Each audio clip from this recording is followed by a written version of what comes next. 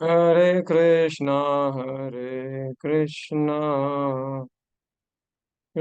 कृष्णा हरे हरे हरे राम राम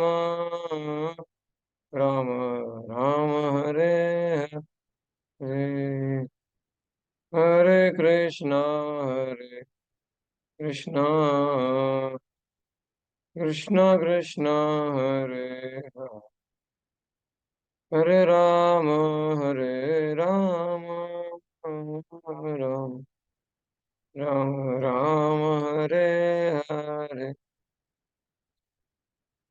हरे कृष्णा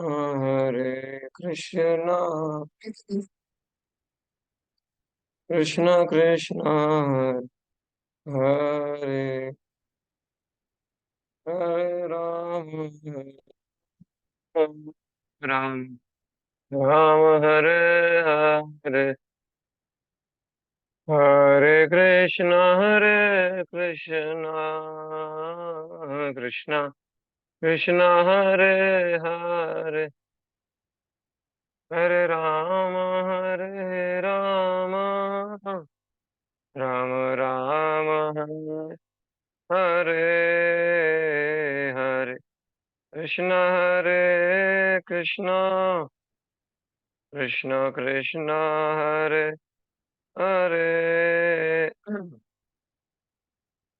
हरे राम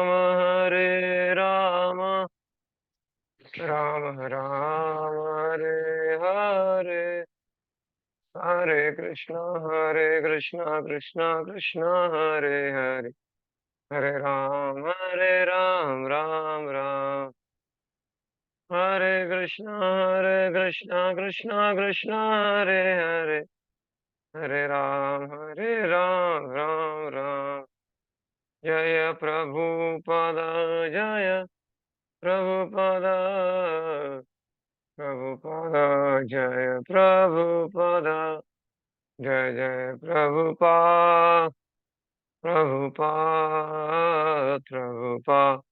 जय जय प्रभुपा। हरे कृष्णा। आज सब लोगों का स्वागत है। जैसे भगवद गीता रहस्य का 8वां सत्र चल रहा है। पिछले बार हम देख रहे थे कि कैसे भगवान बोल रहे हैं कि आ ब्रह्म भुवनान लोका पुनरावर्तिनो अर्जुन। भगवान कृष्ण और अर्जुन के बीच में वार्तालाप संवाद हो रहा है और भगवान बार बार इस संसार की नश्वरता के बारे में बता रहे हैं। मामुपेत्य पुनर्जन्म दुःखानाम अशाश्वतम नाप्नुवन्ति महात्मानम संसिद्धिं परमां गता। तो बार बार जो है वो इस संसार के दुखालयम अशाश्वतम स्वरूप को बताते हैं। तो पिछली बार भगवान बोल रहे थे कि आप ब्रह्म भुवनान लोका पुनरावर्तिनो अर्जुन। जो व्यक्ति संसार में जन्म लेता है उसको फिर से क्या लेना पड़ता है, जन्म लेना होता है। पुनरपि जननम पुनरपि मरणम पुनरपि जननी जठरे शयनम यह संसारे खलु दुस्तारे कृपया पाहि पारे मुरारे। तो यहाँ पर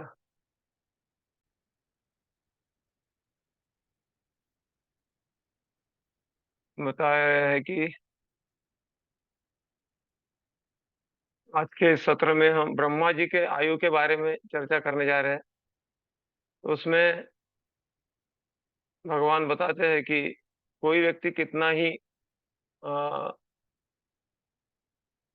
लंबी आयु वाला क्यों ना हो, आ ब्रह्म भुवनान लोका पुनरावर्तिनो अर्जुन, फिर से उसको इस संसार में क्या करना पड़ेगा, जन्म लेना पड़ेगा। पुनरावर्तिनो अर्जुन, फिर से आना पड़ेगा। तो इस संसार में हर व्यक्ति क्या कर रहा है, किसी न किसी बीमारी से जूझता है तो वो उसको ठीक करना चाहता है, डॉक्टर के पास में जाता है। और कोई बूढ़ा है तो वो बूढ़ा नहीं होना चाहता है, च्यवनप्राश खाता है, जो भी है, लेकिन इस प्रकृति के प्रभाव से कोई बच नहीं सकता। तो इस प्रकृति का प्रभाव से बचने के लिए हर प्रयास इस संसार में हर व्यक्ति कर रहा है। और लेकिन प्रकृति तो अपना प्रभाव दिखाती है। कालोस्मि लोकक्षय प्रवृद्धो, भगवत गीता में भगवान कहते हैं कालमय हूँ, जो क्षय लाता है इस संसार में। टाइम हील्स एवरीथिंग, ऐसा बोला जाता है। काल के प्रभाव से सब कुछ ठीक हो जाता है या सब कुछ नष्ट हो जाता है। तो ऐसा देखा जाता है, गांव का आदमी शहर में जाना चाहता है, शहर का आदमी बड़े महानगर में जाना चाहता है, और मुंबई का आदमी अमेरिका में जाना चाहता है, और अमेरिका का आदमी सोचता है कि यहाँ पे तो बीमारी है, यहाँ पे तो जल्दी मरना पड़ता है, तो वो चंद्रमा में जाना चाहता है, चंद्रमा का प्लानिंग करता है, सैटेलाइट्स तैयार करता है।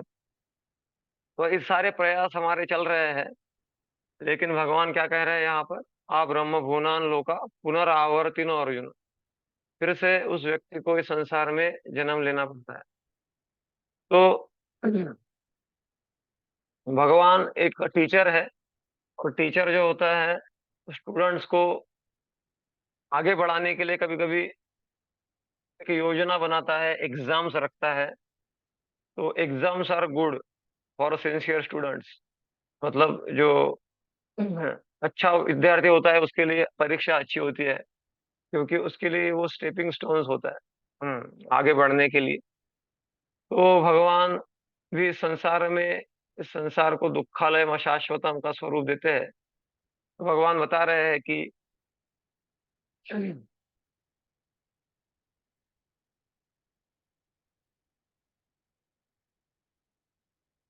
क्लास 2 है, नहीं अर्धा घंटा है हालांकि। हाँ। ओके। हरे कृष्णा। तो सहस्र युग पर्यंतम अरे यद ब्रह्मणो विदु रात्रि युग सहस्रांता तेहो रात्र विदो जना। तो यहाँ पे भगवान बोल रहे हैं कि अ, 1000, अगर 1000, मतलब 1000 युग को एकत्र लिया जाए तो ब्रह्मा जी का एक दिन होता है, और वैसे ही 1000 युगों का एक ब्रह्मा जी का एक रात्र होता है। तो यहाँ पर 1000 दिव्य युग की बात की गई, ये थोड़ा सा टेक्निकल है, और जो उपस्थित नहीं है उनके लिए ये अपलोड हो जाएगा वीडियो। टेक्निकल मतलब इसमें ब्रह्मा जी के आयु का वर्णन किया गया है। तो यु, ये जो युग होता है इसको दिव्य युग कहा जाता है। तो इसमें आगे दिया गया है ये, हाँ, यहाँ पे दिव्य युग का वर्णन है। आप देख पा रहे हो कि दिव्य युग मतलब क्या है। सत्य युग 1.728 मिलियन ईयर्स, त्रेता युग 1.296 मिलियन ईयर्स, द्वापर युग 8,64,000 ईयर्स, और कलयुग 4,32,000। ऐसे सारे युगों को एकत्र इकट्ठा मिलाया जाए तो इसको दिव्य युग कहते हैं। तो ऐसे ये आता है 43 लाख 20,000 ईयर्स, ऐसा कुछ आता है, ये चार युगों का मिलाकर। तो ये चार युगों को मिलाकर एक दिव्य युग बनता है। और ऐसे एक दिव्य युग जब 1000 बार होंगे तो ब्रह्मा जी का एक दिन होता है। तो यहाँ पे और भी चीजें बताई है कि ऐसे चार दिव्य युग, एक जो दिव्य युग है उसको 1000 बार मिलाएंगे तो ब्रह्मा जी का एक दिन तो होता है, लेकिन ब्रह्मा जी के एक दिन में 14 मनु आते हैं। जैसे प्रेसिडेंट होता है ना, प्रेसिडेंट का कार्यकाल 5 साल का होता है। 5 साल तक उनका हो गया कि दूसरे प्रेसिडेंट आते हैं, अच्छा काम किया तो वही चुन के आएंगे, लेकिन कार्यकाल रहता है। तो ऐसे ब्रह्मा जी के एक दिन में 14 मनु का कार्यकाल रहता है, कार्यकाल। तो 14 मनु है, तो एक मनु के हिस्से में कितना दिन, कितने दिव्य युग आएंगे, 71 दिव्य युग। 71 दिव्य युग का शासन एक मनु चलाता है और हर मनु का अलग-अलग नाम है। तो ऐसे 71 युगों 14 मनु अ, उनके अंदर है, तो ऐसे एक दिन ब्रह्मा जी का होता है जब 1000 दिव्य युग निकल जाते हैं तो 1 दिन होता है। वैसे ब्रह्मा जी का 1 रात भी होता है। तो ये इसलिए बताया जा रहा है, ये आचार्यों ने बहुत चर्चा किया है इसके बारे में कि ऐसे ब्रह्मा जी जिनका आयु हम चर्चा कर रहे हैं, उनका जीवन भी नश्वर है। तो ब्रह्मा जी जो है 43 लाख जो है एक दिव्य युग में 43 लाख साल होते हैं हमारे मनुष्य के कैलकुलेशन के अनुसार। तो ऐसे ऐसा एक मतलब 1000 चतुर्युग का 1 दिन ब्रह्मा जी का और 1000 चतुर्युग का 1 रात, ऐसे जो है अ, ऐसे वहाँ पे बताया गया है कि 36,000 कितना 36,000 साल ब्रह्मा जीते हैं।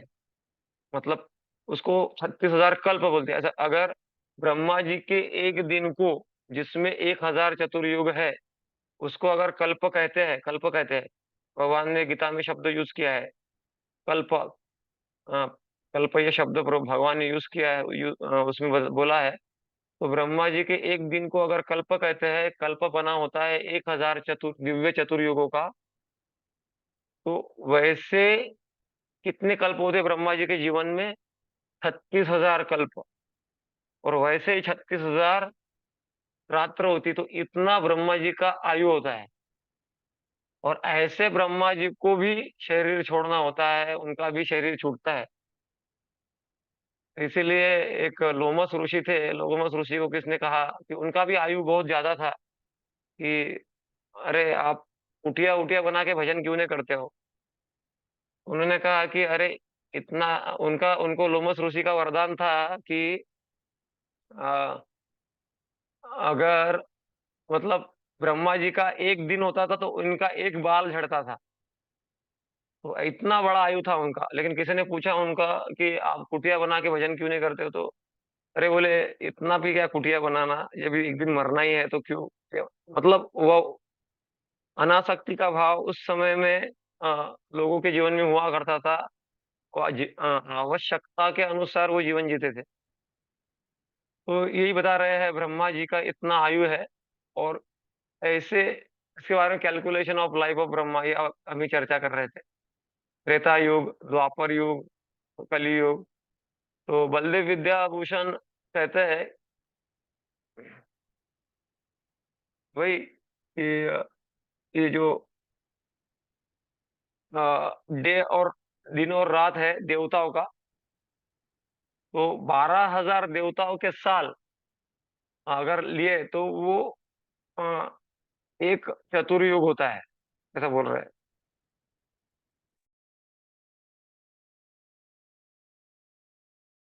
तो इसीलिए प्रभुपाद जी कह रहे हैं अपने तात्पर्य में कि ब्रह्मा जी का जीवन भी कैसा है, टेम्परेरी है, मतलब नष्ट होने वाला है। तो यहाँ पर वास्तव में ये सारा बताने का उद्देश्य ये है कि अंडांतरस्थ परमाणु चयांतरस्थम गोविंदम आदि पुरुषम तमहम भजामि। ब्रह्म संहिता में कहा गया है कि भगवान के नाभि से कमल निकलता है और उस कमल में ब्रह्मा जी का जन्म होता है। तो जो कारणोदकशाही विष्णु है, उनके श्वास से अनंत कोटि ब्रह्मा निकलते हैं, ब्रह्मांड निकलते हैं और अंदर चले जाते हैं। तो ब्रह्मा जी का जो आयु हमने चर्चा किया, वो ब्रह्मा जी का आयु अगर देखा जाए तो भगवान के दृष्टि से बिजली जैसे चमकती है, बिजली चमकती है और ये हो जाता है, निकल जाती है। वैसे उतना ही आयु है ब्रह्मा जी का। मतलब ये जो शाश्वत जीवन है उसका कोई अंत ही नहीं है। तो विश्वनाथ चक्रवर्ती ठाकुर क्या कह रहे हैं, ये हमारे बड़े आचार्य होके गए वृंदावन में। तो इन्होंने श्रीमद् भागवतम पे कमेंट्री लिखा है। तो कहते हैं कि मरना नहीं, डर नहीं और चिंता नहीं, बुढ़ापा नहीं, बीमारी नहीं, ये सारा जो है भगवत धाम छोड़ के हर जगह उपस्थित है। हर जगह समस्या है, टेंशन है। इसीलिए ब्रह्मा भगवान बोल रहे हैं ना, आ ब्रह्म भुवनान लोका पुनः आवर्तिन अर्जुन। या फिर और एक श्लोक में बोला गया है, क्षीणे पुण्य मर्त लोकम विशंति। जब पुण्य क्षीण हो जाता है तो फिर से हम इस मर्त्य लोक में आ जाते हैं।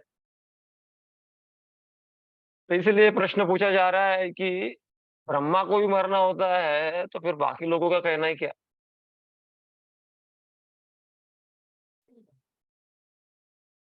तो कोई कहेगा कि अरे ये ब्रह्मा जी के जीवन के बारे में लोगों को कैसे पता चल गया।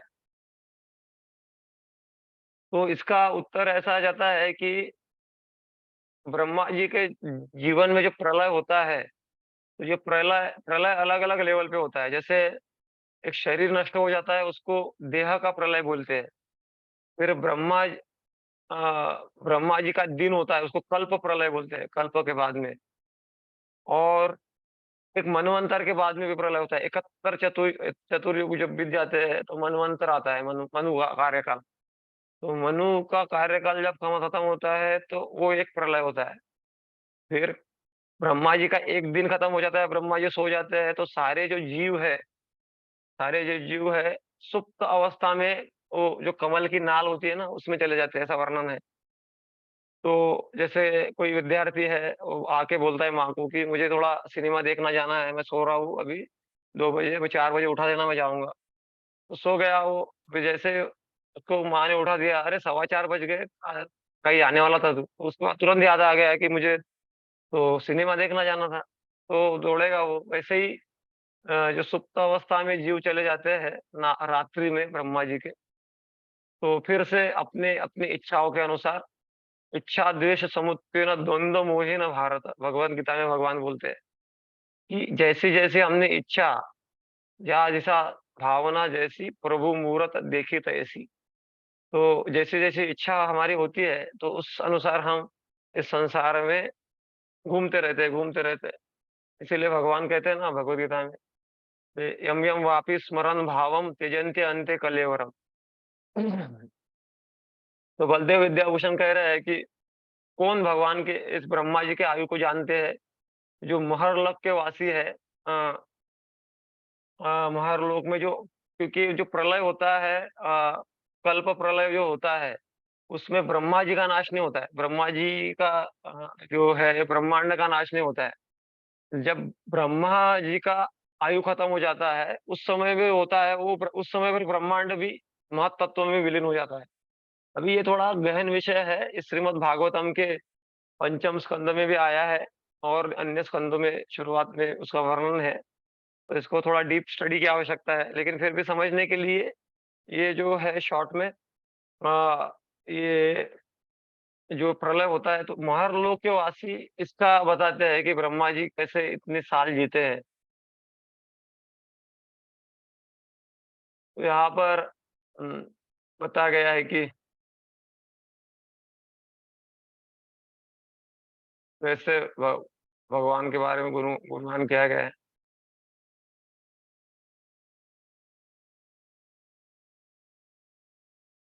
ॐ श्रीविष्णवे च विद्महे वासुदेवाय धीमहि तन्नो विष्णुः प्रचोदयात्। ॐ श्रीविष्णवे च विद्महे वासुदेवाय धीमहि। वासुदेवाय धीमहि। तो जैसे वेंकटाचल में, बालाजी में भी जो है, वेंकटाचल बालाजी को तो वेंकट दयिते तव सुप्रभातम, तो उसमें बोलते हैं ना कि उसमें गुणगान करते हैं उनका कि आ, उनके आपसे नाभि से कमल निकला है और आप लक्ष्मीकांत है। तो उत्तिष्ठ उत्तिष्ठ गोविंद, उत्तिष्ठ गरुड़ ध्वज, उत्तिष्ठ उत्तिष्ठ रेवती कांता, त्रैलोक्यम मंगलम कुरु। तो त्रिलोक का मंगल करने की शक्ति भगवान में है। बलदेव विद्याभूषण कहते हैं, आ, वो कहते हैं कि जो पुण्य जिनका कम है या फिर ज़्यादा सन्यासी मतलब उच्च लोकों में नहीं है, स्वर्ग लोक तक जो लोग भी गए हुए हैं, तो यहाँ पर बलदेव विद्याभूषण कहते हैं कि जब ब्रह्मा का एक दिन खत्म हो जाता है, तो जितने भी लोग वहाँ पे इवन स्वर्गलोक के वासी देवता उनका भी नाश हो जाता है। तो ये हमको कब पता चलेगा जब हमारे आचार्य हमको बताते हैं। तो ये जो हमको पता नहीं चलता था फिर। तो ये आचार्यों ने ये कमेंट्रीज़ लिखी है, उसको तात्पर्य बोलते हैं। तो इसके कारण हम इसको आसानी से बता पा रहे हैं, नहीं तो हमारा अभी साक्षात्कार तो हम करने के लिए इतना आसान नहीं है ये सारी चीज़ें। व्यक्तयः सर्वा प्रभवन्तः रागमे रात्रागमे प्रलीयन्ते तथा व्यक्तसंज्ञके। तो ब्रह्मा जी के शुरुआत के दिन में ब्रह्मा जी के जो दिन की शुरुआत होते हैं, अ, तब सारे जीवात्मा जो है प्रकट होते हैं अपनी-अपनी इच्छाओं के अनुसार और अपनी-अपनी इच्छाओं के अनुसार अनेक-अनेक योनियों में घूमते रहते हैं। अगर उन्होंने भक्ति की तो वो मुक्त होके भगवत धाम जाते हैं, अगर भक्ति नहीं किया और भोग और विषयों में लगे रहे, तो फिर जब ब्रह्मा जी का रात्र का समय होता है, तो फिर से वो सुप्त अवस्था में चले जाते हैं। तो विश्वनाथ चक्रवर्ती ठाकुर भी यही कहते हैं। तो यहाँ पे ब्रह्मा जी का दिन और रात की तुलना की गई है। तो यही है कि बलदेव विद्याभूषण कहते हैं कि जो स्वर्गलोक के ऊपर के लोकों में स्थित है, जैसे हम 7 लोक ऊपर है, 7 लोक नीचे है। हाँ, ओम भूर्भुवः स्वः, स्वर्गलोक, जनलोक, तपोलोक, महर्लोक, सत्यलोक। तो ये ऊपर के लोक है। अतल, वितल, तलातल, रसातल, पाताल, ये 7 लोक नीचे है। तो इस प्रकार से 14, इसीलिए जैसे भक्तिविनोद ठाकुर कहते हैं, नाम बिना किछु नाहि को आर, 14 भुवन माझे। या फिर भागवतम में एक श्लोक आता है, उसमें बोला गया है, तस्यैव हेतो प्रयतेत कोविद न लभ्यते यद्भ्रमतामुपहृद संलभ्यते यत् संलभ्यते दुःखवदन्न तत्सुखम् कालेन सर्वत्र गभीररहसा। तो संलभ्यते दुःखवदन्न तत्सुखम्। तो यहाँ पे क्या कहा गया है कि आपको इस चीज़ के लिए प्रयास करना है जो 14 भुवनों में उपलब्ध नहीं है। नहीं तो वो तो जाहिर है, आ ब्रह्म भुवनान लोका पुनरावर्तिनोर्ध्वन, पुण्य करो स्वर्ग में लाओ, ब्रह्मलोक में जाओ, पाप करो नरक में जाओ। तो इसीलिए तो गीता में भगवान बोलते हैं, लास्ट श्लोक है गीता का, सर्वधर्मान् परित्यज्य मामेकं शरणं व्रज। तो हम त्वां सर्व पापेभ्यो। वास्तव में भक्ति में आगे बढ़ने के लिए जो सो कॉल्ड मतलब तथाकथित पुण्य जो हम संसार में फिर से जिस जन्म लेने के लिए हमको बाधित करता है या फिर पाप, ये दोनों ही बुरे माने गए हैं। हमको क्या करना चाहिए? भक्ति उन्मुख सुकृति कहते हैं कि भगवान की सेवा, भगवान के भक्तों की सेवा, तो ये सारी चीज़ें करनी चाहिए। तो जब हमारा इच्छा संपूर्ण नहीं हो, भगवत भक्ति में हम युक्त नहीं होते हैं, तो फिर जब हम फिर से आते हैं, तो फिर उसी इच्छाओं से युक्त होते हैं और फिर विषय भी उपलब्ध हो जाते हैं।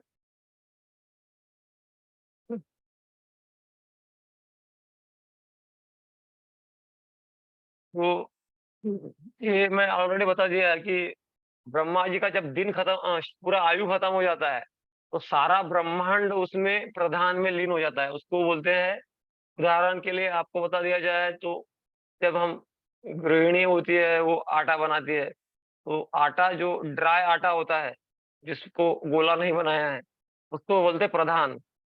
फिर ड्राई आटे को इकट्ठा करके पानी डाल के गोला बना दिया चपाती बनाने के लिए, वो गोले को बोलते हैं ब्रह्मांड। और वो ब्रह्मांड से वो गोले से जब चपाती बनाना चालू करते हैं, तो उसको बोलते हैं सृष्टि। तो अभी ये जो ब्रह्मांड को विलीन करना है, तो उसको बोलते हैं प्रधान, प्रधान में। यही भगवान गीता में बोलते हैं ना, भूमिरापो अनलो वायो खम मनो बुद्धिरेव च अहंकार इति यम में भिन्ना में प्रकृति रष्टधा। जैसे शरीर जो है, शरीर भी नाश होता है तो शरीर के अंदर भी पंच महाभूत है। जब वो नष्ट हो जाता है तो वो पंच महाभूत, वो पांच महाभूतों में विलीन हो जाते हैं, इस प्रकार से। भूतग्राम स एवाय भूत्वा भूत्वा प्रलीयते रात्रागमे वश पार्थ प्रभवत्यः रागमे। बलदेव विद्याभूषण को कहते हैं कि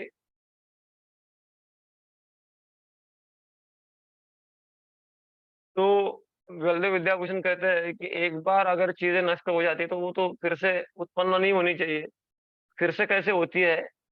तो उसका उत्तर देते हुए कहते हैं कि नहीं, एक आत्मा है जिसकी संसार में भोग करने की इच्छा है, संसार में प्रभुत्व जगाने की इच्छा है, जिसको सेवा नहीं करना चाहता, भगवान की भक्ति नहीं करना चाहता। तो उसकी इच्छा को अ देखते हुए प्रकृति क्या होती है उसको फिर से चांस देती है, फिर से संसार में वो तक अनुभव नहीं करता है। पुनरपि जननम पुनरपि मरणम पुनरपि जननी। जब तक दूध का जला नहीं छा दूध का जला छाछ भी फूँक फूँक के पीता है, ऐसा बोलते हैं ना। जब तक हम अनुभव नहीं करते हैं तब तक ये प्रकृति की व्यवस्था है। कोई कहेगा कि ये ऐसा क्यों रखा है भगवान ने, बार-बार जन्म लेना, मरना, जन्म लेना, ये चक्कर क्या है? तो इस सारे चक्कर का उद्देश्य है, इसको हम प्रभुपाद जी के तात्पर्य में जाएँगे तो हमको बहुत सारे रीज़न्स मिलते हैं। लगभग 8 रीज़न मिलते हैं, कारण मिलते हैं, इसके कारण भगवान ने व्यवस्था लिखा है। जैसे अगर मैं यहाँ पे बैठा हूँ, तो चटाई पे बैठा हूँ, तो बोलेगा चटाई क्यों बैठे हो आप? एक गद्दा ले लो, गद्दे पे बैठ जाओ। तो मैं बोलूँगा ठीक है, गद्दा तो ठीक है, गद्दा दे दो। चटाई दे दिया मैंने, गद्दे पे बैठा, थोड़ी देर में आया व्यक्ति बोला गद्दे पे क्यों बैठे हो? गद्दा दे दो। वो दूस वो वापस ले ला। तो बार-बार कोई वापस लेगा तो मैं बोलूँगा कुछ भी नहीं चाहिए, मैं नीचे ही बैठ जाता हूँ, वही ठीक है। तो ये संसार में क्या है कि हम आसक्ति के कारण बहुत सारी चीज़ें चाहते हैं, फिर रखते हैं, वो प्राप्त करते हैं, फिर वो छीन ली जाती है, फिर दुखी हो जाते हैं, फिर प्रयास करते मिल जाता है, फिर छीन ली जाती है। तो बार-बार ये अनुभव जो व्यक्ति को होता है, वो बोलता है कि नहीं, मुझे शाश्वत जीवन के लिए प्रयास करना चाहिए। यत् गत्वा न निवर्तन्ते तद्धाम न परमम मम। तो ये एक उद्देश्य है। दूसरा कारण बताया जाता है कि अ, जो जान लेता है कि वास्तव में देवताओं से मुझे आशीर्वाद मिला है, लेकिन वो देवताओं का आशीर्वाद से मैं घर मुझे अच्छा मिला है, मुझे पैसा मिल रहा है, सब मिल रहा है, लेकिन वो तो नष्ट होने वाला है। मुझे तो ऐसी चीज़ चाहिए जो नष्ट ना हो, वो थोड़ा-सा समझ जाता है। और वो ये सारा संसार में ये क्योंकि परिवर्तनशील संसार है, ऐसा कहा था इंग्लिश में कहावत है कि only certainty is a change. हाँ, जैसा बोला जाए only certain thing is change, मतलब एक ही चीज़ पक्की है, वो है परिवर्तन। परिवर्तन ही संसार का नियम है। तो जब व्यक्ति देख लेता है कि इस संसार में जब मैं कुछ प्राप्त करने के लिए भोग की इच्छा के लिए जाता हूँ, तो मैं और दुखी होते जाता हूँ। तो फिर वो भगवान की ओर मुड़ता है। तो इस कारण से भी भगवान ने ये व्यवस्था की है और साथ में हम देखते हैं कि हर व्यक्ति की आयु अलग है। लोग बोलते हैं जन्म-जन्म का साथ है, लेकिन कहाँ जन्म-जन्म के साथ जन्म-जन्म का कोई साथ निभाता नहीं है और साथ में भी रहते तो साथ में जमता नहीं है। तो ये सारा फिर जान लेते हैं हम कि कोई भी कभी भी शरीर छोड़ देता है। तो इस प्रकार से इस वैराग्य दुःखालयम् अशाश्वतम् इस सारी चीज़ का अनुभव अगर जो दृष्टा व्यक्ति है वो करता है और ये सारी प्रकृति को देखकर भगवान के प्रति हमारा आदर भी बढ़ जाए, ये भी एक उद्देश्य है। जैसे देखिए एक सूर्य है, सूर्य की कितना कैपेसिटी है? हमने कहते हैं वैज्ञानिक स्वयं कह रहे हैं आजकल, कि सूर्य के अंदर 14 लाख पृथ्वियों को डाला जा सकता है, इतना उसका साइज़ है, सूर्य का। सूर्य 14 लाख पृथ्वियों को डाला जा सकता है और लगभग वो 16,000 माइल इतना स्पीड से घूमता है, फटाफट। इतना बड़ा सूर्य है और उम, हाँ, उसका जो अंतर है यहाँ से, कहाँ से वो ताप दे रहा है 93,000, मतलब 93,000 माइल अंतर से वो ताप दे रहा है यहाँ पर, सारे ब्रह्मांड को प्रकाश दे रहा है। तो ऐसे भगवान की अचिंत्य शक्तियों से हमारा भगवान के प्रति क्या हो जाता है? आदर बढ़ जाता है। तो भगवान की अलग-अलग योजनाएँ हैं, जैसे भगवान गीता में कहते हैं, ऊर्ध्वं गच्छन्ति सत्त्वस्ता, मध्ये तिष्ठन्ति राजसा, जगन्यगुणवृत्तिस्ता, अधो गच्छन्ति तामसा। अलग-अलग योजनाएँ हैं और योग के चेतना के अनुसार ऊपर के लोकों में भगवान भेजते हैं उनको। जैसे ऑफ़िस में भी होता है ना, हाँ, ऑफ़िस में कुछ क्वालिफ़ाइड लोगों को दूसरा जॉब दिया जाता है, थोड़ा कम क्वालिफ़ाइड को ये दिया जाता है और कोई क्वालिफ़ाइड नहीं तो उसको झाड़ू-वाड़ू करने पोछा करने का काम दिया जाता है। तो भगवान भी ऐसे कैटेगराइज़ेशन करते हैं फिर। तो तो ये अनुभव करना है। तो ये भूत्वा भूत्वा प्रलीयते, हर हर क्षण यहाँ पे क्या हो रहा है, क्या हो रहा है, डिस्ट्रक्शन हो रहा है। भूत्वा भूत्वा प्रलीयते। तो इसलिए हमको क्या करना चाहिए, हम ये मनुष्य जीवन मिला है, भक्ति करने के लिए महामंत्र का जप करना चाहिए और भगवत धाम जाने के लिए प्रयास करना चाहिए। जहाँ पे ये बार-बार जन्म मरण नहीं है। तो ये यहाँ पे मैं बता रहा था कि अलग-अलग प्रलय के प्रकार, एक होता है नित्य प्रलय, एक होता है नैमित्तिक प्रलय, एक होता है प्राकृतिक प्रलय और एक होता है आत्यंतिक प्रलय। तो इसके बारे में थोड़ा-सा मैं बता दिया हूँ। तो नित्य, जैसे क्षण-क्षण में वो प्रलय हो रहा है, हमारा जो शरीर है, हम बढ़ रहे हैं, तो शरीर की जो पेशियाँ है नष्ट हो रही है, पल-पल में कुछ हो रहा है। अ, और एक होता है नैमित्तिक, जो ब्रह्मा जी के आयु का साथ खत्म होता है। और एक होता है प्राकृतिक प्रलय, मतलब जो ब्रह्मा जी का आयु खत्म हो जाता है, उसके साथ में जो प्रलय होता है, उसको प्राकृतिक प्रलय कहते हैं। और आत्यंतिक प्रलय मतलब इसको थोड़ा ध्यान में रखना चाहिए। आत्यंतिक प्रलय मतलब इसमें क्या है कि देखिए, आगे जो भी प्रलय हो रहा है, उसमें जीव का जन्म-मरण खत्म नहीं हो रहा है। वो जाएगा, ब्रह्मा जी का जीवन भी खत्म हो जाएगा, फिर भी वो जीव का इस संसार से आवागमन खत्म नहीं होगा। वो ब्रह्मा जी के वो दंडी जो है उसमें रहेगा। उसमें रहेगा, जब ब्रह्मा जी प्रकट हो गए, दूसरे ब्रह्मा जी का आ जाएँगे, उसमें वो आ जाएगा फिर से, क्योंकि उसका इच्छा खत्म नहीं हुआ। लेकिन आत्यंतिक प्रलय मतलब क्या है, हमारा अहंकार नष्ट हो गया और हमने इस संसार से जो स्वतंत्र भगवान से होकर सेवा करने की इच्छा जो छोड़ दी थी, वो जागृत हो गई और हम शुद्ध भक्त बन गए, तो फिर ये उसको बोलते हैं आत्यंतिक प्रलय। फिर मनः मोगरा अर्पुन ईश्वरा पुनरपि संसारा येणे नाही। तुकाराम महाराज मराठी में बोलते हैं कि जब हम भगवान को अपने मन को अर्पण कर देते हैं, तो भगवान को अर्पण कर देते हैं, तो पुनरपि संसारा येणे नाही, फिर से हम संसार में आते नहीं है। इसको बोलते हैं आत्यंतिक प्रलय। तो तो आध्यात्मिक जगत का वर्णन किया गया है कि वो शाश्वत है और अ, और वो कोई परिवर्तनशील नहीं है। उसमें जो मतलब कोई गिरावट नहीं होती है। इस प्रकार से अलग-अलग यहाँ पे बताया गया है। और वहाँ पे शाश्वत कैसा है, ज्ञान कैसा है? प्रतिपदम पूर्णामृत स्वादिनम। हर हर इच्छा पूर्ण होती है। चिंतामणि प्रकर सद्म सुकल्प वृक्ष, क्या है? कल्प वृक्ष है। और भगवान जो है का धाम जो है सर्व आकर्षक है। कृष्ण सर्व आकर्षति इति कृष्ण, ऐसा बोला है। कृष्ण का नाम का अर्थ ही है जो सर्व को आकर्षित करता है। और हम अपनी आँखों से भगवान वो धाम को देख नहीं पा सकते। इसीलिए भगवान का नाम है अधोक्षज। हुँ। यथोर भक्तिर अधोक्षजे, मतलब सामान्य आँखों से उनको देखा नहीं जा सकता। उनको देखना है तो प्रेमांजन चुलित भक्ति विलोचनेन, प्रेम के अंजन, एक माँ का जैसे एक बेटे के प्रति प्रेम होता है, ऐसे भक्त का भगवान के प्रति प्रेम होता है। इसलिए भगवान को वो पत्थर के रूप में नहीं देखता है। भगवान का दर्शन तो वो देख जानता है कि भगवान कभी प्रकट होते हैं, कभी अप्रकट होते हैं। तो ऐसा हर जीव का लक्ष्य वही है और ऐसे जगह पे जाकर जीव कभी वापस नहीं आता है। यह वर्णन क्या है आध्यात्मिक जगत का। और जो बुद्धिमान नहीं है, वो क्या करते हैं, इस संसार में ही घूमते रहते हैं। संसार की चीज़ों की के लिए ही आशा करते हैं। हुँ। ये खाना है, ये देखना है, ये सूँघना है, ये प्राप्त करना है। हालाँकि शरीर की आवश्यकताओं को पूरा करना मना नहीं किया गया है। शरीरमाद्यं खलु धर्म साधनम। हाँ, शरीर की आवश्यकता को पूरा करो, लेकिन उसका एक लक्ष्मण रेखा होना चाहिए। लक्ष्मण रेखा जब पार होता है तो सीता का भी हरण हो गया। तो हमको अपना जानना चाहिए limits. There is a need, there is a greed, ऐसा बोला है इंग्लिश में। एक होती है आवश्यकता, एक होता है लोभ।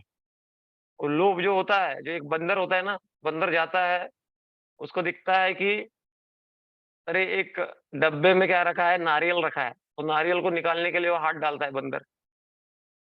तो जब हाथ डालता है और मुट्ठी बंद करता है ऐसा, आप अगर देख पा रहे हो तो, वो मुट्ठी बंद करता है ऐसा और डब्बे से निकालने के लिए प्रयास करता है। तो वो निकल नहीं रहा नारियल उसमें से, तो हाथ फंस गया उसका।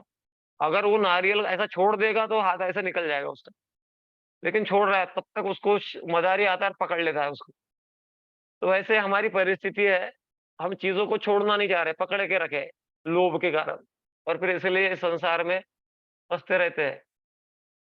तो जो बुद्धिमान है, तो उसमें बोला गया है कि यज्ञे संकीर्तने प्राये यजंती ही सुमेध सहा। तो कलयुग में जो बुद्धिमान लोग होंगे इस संकीर्तन आंदोलन में भाग लेंगे। ये दुर्लभ होंगे जरूर। देखिए, जैसे कि मार्केट में जाएंगे तो भाजी बाजार, चोर बाजार में बहुत भीड़ दिखेंगी आप।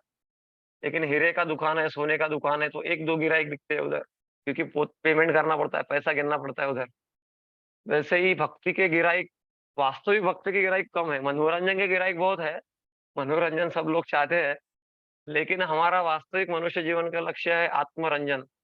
आत्मा का रंजन नहीं होगा तो बार बार इस मनोरंजन के चक्कर में हम इस दुर्लभ मनुष्य जीवन को, दुर्लभ मानुष देह देहिनाम शन भंगुरे तत्रापि दुर्लभम मन्ये वैकुंठ प्रिय दर्शनम। भागवत में बोला गया है कि दुर्लभ मानुष देह, मनुष्य देह दुर्लभ है। और देहिनाम शन भंगुरे, क्षण भंगुर है, कभी भी नष्ट हो सकता है। और उससे भी दुर्लभ क्या है, तत्रापि दुर्लभम मन्ये वैकुंठ, मतलब भगवान के भक्तों का दर्शन, ये दुर्लभ है, भागवत में कहा गया है। परस्तस्मात्तु भावन्य व्यक्तो व्यक्ता सनातन। यस सर्वेषु भूतेषु न सस्सु न विनश्यति। तो यहाँ पर अपने धाम की एडवर्टाइजमेंट भगवान कर रहे हैं। तो एडवर्टाइजमेंट का तो नेचर हर चीज का है। अगर संसारी चीजों को, लोगों को अपनी चीजें बेचना है तो उसको एडवर्टाइजमेंट करना पड़ता है। और भगवान को भी अपने भक्ति जीवों को भगवत धाम बुलाना है तो भगवान को भी एडवर्टाइजमेंट करना पड़ता है। तो भगवान का ये प्रेम भरा गीत है, इसको लिए गीता कहते हैं। तो उसमें भगवान गीत गा रहे हैं। भगवान बता रहे हैं अपने धाम के बारे में कि वो धाम जो है, जैसे अरे तुम क्या ये भाड़े के घर में सड़ रहे हो, अपना खुद का घर है, इधर उधर क्यों भटक रहे हो। तो हमको लगेगा अरे खुद के घर में जाएंगे, तो भगवान भी ऐसा ही बता रहे हैं, प्रेम से बता रहे हैं। तो वो श्रीधर स्वामी कहते हैं कि इस संसार का नश्वरता को बताने के बाद में भगवान अभी क्या कर रहे हैं कि दो श्लोकों में भगवत धाम की शाश्वतता का वर्णन कर रहे हैं। तो भगवान का जो शाश्वत धाम होता है वो शाश्वत होता है। और अंतरंगा शक्ति, हम एक तो भगवान के अंतरंगा शक्ति के अंदर रह सकते हैं, या तो बहिरंगा मतलब माया, दुर्गा देवी त्रिशूल लेके खड़ी है, और श्रीमती राधा रानी जो हार लेके खड़ी है हमारा स्वागत करने के लिए। तो चॉइस हमारा है, दुर्गा के त्रिशूल चाहिए या फिर श्रीमती राधा रानी का हार पुष्प चाहिए। तो इस प्रकार से हमारे पास में दो ही चॉइस रहते हैं। तो बलदेव विदिशा विद्याभूषण कहते हैं, तो अव्यक्त मतलब ये इस भगवान का जो स्वरूप है, ये भगवान की कृपा से दृष्टिगोचर होता है। ऐसे हम अपने प्रयास से नहीं, जैसे सूर्य है, मैं रात में बोलूंगा सूर्य को प्रकट हो जाओ तो उन्हें प्रकट नहीं होगा। सूर्य अपनी मर्जी से प्रकट होते हैं। हम साधना करते हैं, हम प्रार्थना करते हैं और वो अपनी कृपा से प्रकट होते हैं। तो रामानुजाचार्य भी कहते हैं। तो वो कहते हैं कि ज्ञान के भर पर हम भगवान को नहीं समझ सकते, कि ऐसा नहीं है कि मैंने ज्ञान प्राप्त करने इतने किताबें पढ़ लिया अभी भगवान को मैं समझ गया। हाँ, वो बोलते हैं कि ज्ञानी प्रयास उदपास्य नमंत एव जीवंति सन्मुखीरताम भवदीय वार्ता। ज्ञानी प्रयास उदपास्य, उदपास्य ब्रह्मा जी की प्रार्थना है श्रीमद् भागवत में, कि ज्ञान का प्रयास छोड़ दो, लेकिन भक्तों के संग में आओ। वास्तव में भक्तों के संग में जब हम आते हैं तो भगवान उधर आ जाते हैं। और भगवान दोनों को, बोलने वाले को और सुनने वाले को, दोनों को बुद्धि दे देते हैं, समझने की और बोलने की। तो ये भगवान भगवान चाहते हैं मच्चित्ता मदगत प्राणा बोधयंत परस्परम। मदगत प्राणा मतलब बोध एक दूसरे से हम चर्चा करें। तो और भगवान के भक्तों के संग का लक्षण क्या होता है? कोई भी संग आध्यात्मिक है, वो भौतिक है, कैसे हो पता चलता है? जब हम भक्तों के संग में आते हैं, तो वो हमको भगवान की ओर लेके जाते हैं। और अगर ऐसा संग में आते हैं, तो हमारी भक्ति की इच्छा अगर कम हो रही है, जप करने की इच्छा हो रही कम हो रही है, सांसारिक वस्तु की इच्छा बढ़ रही है, तो समझ लेना चाहिए कि कभी-कभी भक्ति के नाम पे और ही कुछ होता है, तो समझ लेना चाहिए कि भक्ति नहीं हो रहा है, कुछ और ही हो रहा है। और इसीलिए फिर शास्त्र का अध्ययन करके भक्ति क्या है बा प्रॉपर्ली समझना चाहिए। अयुक्तरशय इत्युक्तस्तामां परमां गतिं यं प्राप्य निवर्तन्ते तद्धाम परमं मम। तो यहाँ पे भगवान बता रहे हैं कि जो मैंने बताया वो शाश्वत है। और वो जो वेदों के अध्ययन करने वाले हैं, यही वास्तविक जीवन का लक्ष्य बना के चलते हैं। मतलब वो भगवत धाम आना चाहते हैं और वहां आके वो वापस नहीं जाते। तो हर कोई परमानेंट चीज़ चाहते हैं, सामान्य जीव के लक्षण ये है कि हर कोई ड्यूटी करना चाहता है, सेवा करना चाहता है, तो गवर्नमेंट ड्यूटी बोलते हैं, वो परमानेंट जॉब। परमानेंट तो वास्तव में एक ही जगह है, वो है भगवत धाम, और कोई परमानेंट नहीं है, सब टेम्परेरी है। तो यहाँ पर उम, यहाँ पे भगवान के गुणों का वर्णन किया गया है कि अ, लक्ष्मी सहस्त्र शत संभ्रम सेव्यमानम। हजारों लक्ष्मियाँ भगवान की सेवा करते हैं। भगवान बांसुरी बजाते वेणुं पनंतमरविंद दलायताक्षम। भगवान वेणु बजाते हैं और उनकी आंखें कैसी है, सारा ब्रह्मा जी ने ब्रह्म संहिता में वर्णन किया है। तो भगवान के इस धाम को जब जाता है, कठोर उपनिषद भी ये कहता है कि भगवान को धाम को जो जाता है तो वापस नहीं आता। तो इसीलिए वृंदावन, भगवान ने अपने एडवर्टाइज़मेंट के लिए अपने वृंदावन को ये साराधाम में लेके आए हैं, जो मथुरा में स्थित है वृंदावन धाम। तो वहाँ पे जब समय मिलता है जाना चाहिए। तो इस प्रकार से बताया गया है। इस संसार में नहीं आना है। तो इस प्रति आसक्ति निर्माण करने के लिए भक्तों का संग बहुत महत्वपूर्ण है। और इसका वर्णन किया गया है, ये श्लोक का और विश्लेषण किया गया है। उम, रामानुजाचार्य ने भी उसके बारे में बताया है। और परम धाम है ये जो धाम है, इसीलिए भक्त को जो प्राप्त होता है, फिर उसको कोई और प्राप्त करने के लिए नहीं रह जाता है। यम लब्ध्वा च परम लाभम न मन्यते अधिकम तित। ठीक है, तो हम रुक जाते हैं यहाँ पर। गोलोक का वृंदावन का वर्णन भी है। तो इस प्रकार से पुरुष स पार्थ भक्त्या भक्त्यानन्यया यथान्तस्थानि भूतानि येन सर्वमिदं ततम्। ये भी बताया गया है। कुछ स्लाइड्स बाकी है, तो नेक्स्ट इसमें कवर करेंगे इसको यहाँ से, क्योंकि